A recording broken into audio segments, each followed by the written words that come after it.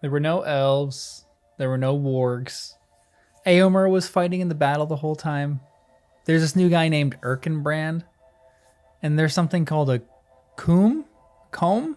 Coom? I had to look it up, but sheesh, this chapter is so much different from the movie.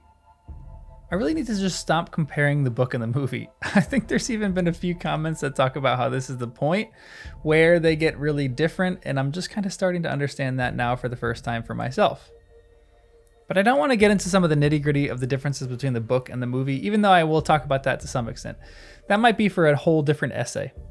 What I do want to talk about is the tone of this chapter and the mood and how it's chaotic, but it gives you breathers. How it feels like you're in the midst of the battle too. How I was surprised at certain parts, confused at others, and beyond relief when Gandalf came with Erkenbrand, not Eomer, with 1,000 other foot soldiers to help Théoden. But before I go on, make sure you like the video and subscribe. I am reading this glorious book for the first time in my life and publishing a ton of essays as I go through it. If you like that kind of content, make sure you subscribe. But back to Helm's Deep. So I think it's pretty hard to write a battle scene. I honestly don't remember reading that many good or memorable ones. Now, throw some comments if you know any good battle scenes that you've actually read, but I think they're usually more primed for movies and film than they are for the written word. Yet, with Helm's Deep, Tolkien seems to know how to thrust you into the action, how to keep information from you so you just get to experience things along with the characters, and how to set the mood so perfectly. And the first thing I want to talk about with this battle is the atmosphere and the mood of it. When I think of Helm's Deep, a scene from the movies, I think of the rain and the thunder. It's glorious. But ironically, the lighting was a problem for the people on set. I remember even watching a video on this where a crew person was overheard complaining about the amount of light in this nighttime battle and asked, where does all this light come from in the real world?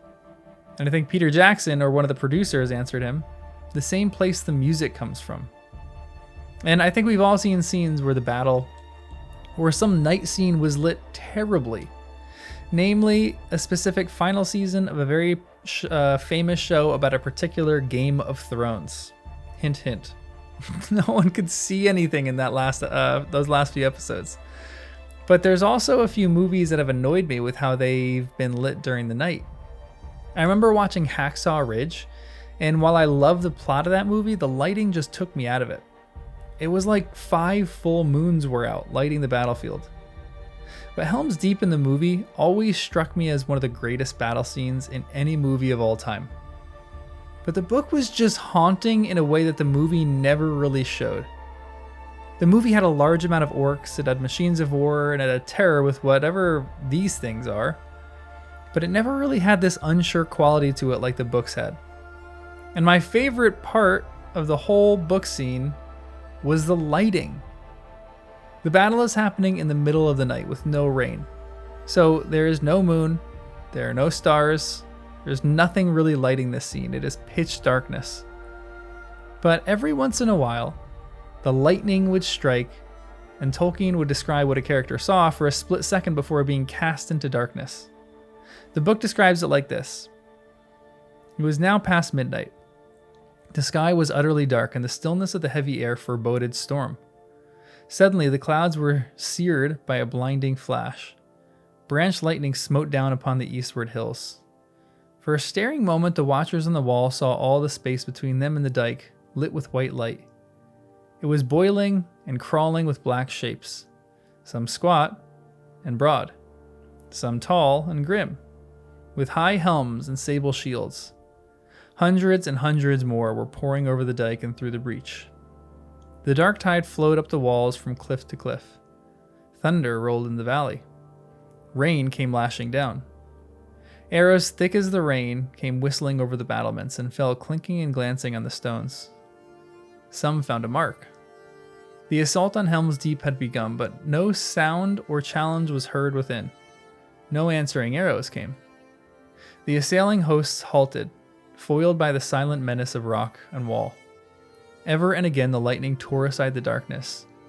Then the orcs screamed, waving spear and sword, and shooting a cloud of arrows at any that stood revealed upon the battlements. And the men of the mark, amazed, looked out. as it seemed to them, upon a great field of dark corn, tossed by a tempest of war, and every ear glinted with barbed light. Brazen trumpets sounded. The enemy surged forward, some against the deeping wall, others toward the causeway and the ramp that led up to the Hornburg gates. There the hugest orcs were mustered, and the wild men of the Dunland Fells. A moment they hesitated, and then on they came. The lightning flashed and blazoned every helm and shield. The ghastly hand of Isengard was seen. They reached the summit of the rock. They drove toward the gates. How terrifying is this? It honestly reminds me of one of my favorite scenes in The Mandalorian, where they are in a prison break and the lights are flickering and you just get this scene. It's so scary as a viewer. This is what it feels like while I was reading. I was in horror at this scene. And this was something I talked about in a prior essay about the chapter where they are going to Moria, but the thing that is scarier than a monster is a monster you can't see. But now I think I need to amend that and say the thing that's scarier than a monster you can't see is a monster you can see for about 1/10 of a second before it's plunged back into darkness. Tolkien knows how to set the mood so well. And then on top of that, the whole beginning of this battle, where they're kind of marching to Helm's Deep, is fraught with unsurety. It felt so chaotic to me. It made me think about what war and battle was like before you had any form of real communication from a distance.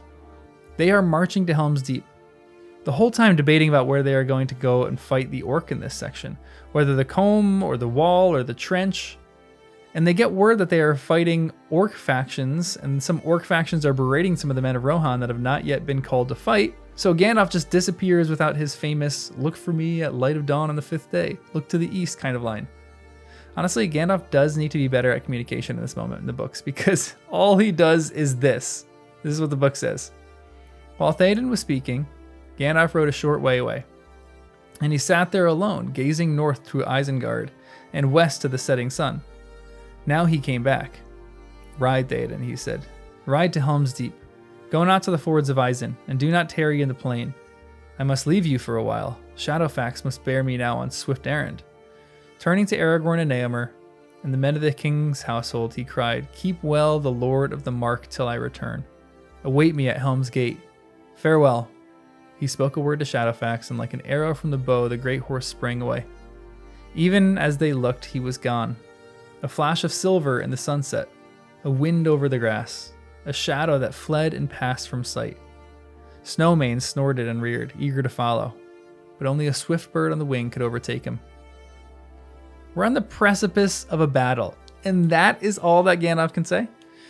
Yes, he comes in and saves the day, but I think Tolkien, what he was doing here was trying to put you in the position of the soldiers. Now, my fear shot through the roof in this instance. And then there were tonal shifts in this chapter that were just perfectly paced. The whole entire battle structure was quick, but there were bursts that came in this chapter where they were fighting the enemy back and then the enemy retreated, when the enemy faked their death and then they they sprang up and surprised them, when the orcs went through the great river to get to the other side of the wall to flank them. The whole entire battle scene felt like moves and counter moves. I've never been in a battle, but it just felt more battle realistic for some reason. And the big reason why it felt so realistic too wasn't just because of the pacing and the strategy of the battle, but the panic attached to it as well. There was an instance when Aragorn peeked his head over the wall and starts trash talking and treating with the orcs, and the orcs laughed. But when the hillmen saw Aragorn, they were stunned. It's a great section in the books where it says, "So great a power and royalty was revealed in Aragorn as he stood there alone above the ruined gates before the host of the enemies, that many of the wild men paused and looked back over their shoulders to the valley, and some looked up doubtfully at the sky. But the orcs laughed with loud voices, and a hail of darts and arrows whistled over the walls as Aragorn leaped down." And then directly after this, there's an explosion and the wall breaks free from Saruman's fire and explosive devices. The battle just jolts you in every direction and surprises you at every turn. I was delighted by the things that happened, like Gimli and Legolas's competition for who killed more orcs, or even Gimli appearing like a flash to defeat many orcs while Éomer and Aragorn were fighting on the causeway. I loved every moment of this battle and found it was perfectly paced. It just gave me a feeling like the battle couldn't end quick enough, but I could have read that for an entire book just on the battle alone. And then just when the dawn appears, so hope appears too. And I have to be honest, I love the original of Éomer fighting with Aragorn and another warrior named Erkenbrand coming to help them with Gandalf. I love this because it felt significant to the character of Éomer in the book that he is fighting with Aragorn, not necessarily to try to prove himself a worthy Prince of Rohan, but I feel like that's part of Éomer's character. Now I am so curious if he will be king when Theoden dies. I think yes, but I'm not sure. I know for sure though that in this battle Éomer absolutely proved himself worthy to be a king. His fighting was not only skillful, but brave. He doesn't come in at the end with his white riders and just kind of take care of the leftovers. He was in the trenches and on the wall with his brothers of Rohan, so that they know they have a king who is battle tested. And then Erkenbrand with his red shield, it was just such a cool bit of ending for this chapter. This is my favorite passage in the entire chapter. Then suddenly upon the ridge appeared a rider, clad in white, shining in the rising sun. Over the low hills the horns were sounding. Behind him, hastening down the long slopes, were 1,000 men on foot. Their swords were in their hands. Amid them strode a man, tall and strong. His shield was red. As he came to the valley's brink, he set to his lips a great black horn and blew a ringing blast. What a victory march this is. Now, the movies do this great, but the book is just better, as I keep saying, because I truly felt like my hope was drained from me in this chapter. And then Gandalf appears all of a sudden, and I take back what I said before about Gandalf leaving a timetable, because that would have meant I should have expected him, but because I didn't, I was left wondering when he would come. And the last chapter kept going on and on and on. The pages kept coming and coming and coming, and he wasn't there until the very last page with this really cool warrior named Erkenbrand. It was just a fantastic chapter of pacing and mood and tone. And I just wanted to take a few minutes to just kind of dote on how I love this chapter. It was magnificent. And if you liked it better in the books, make sure you like the video and subscribe and become a member, and I'll see you in the next one.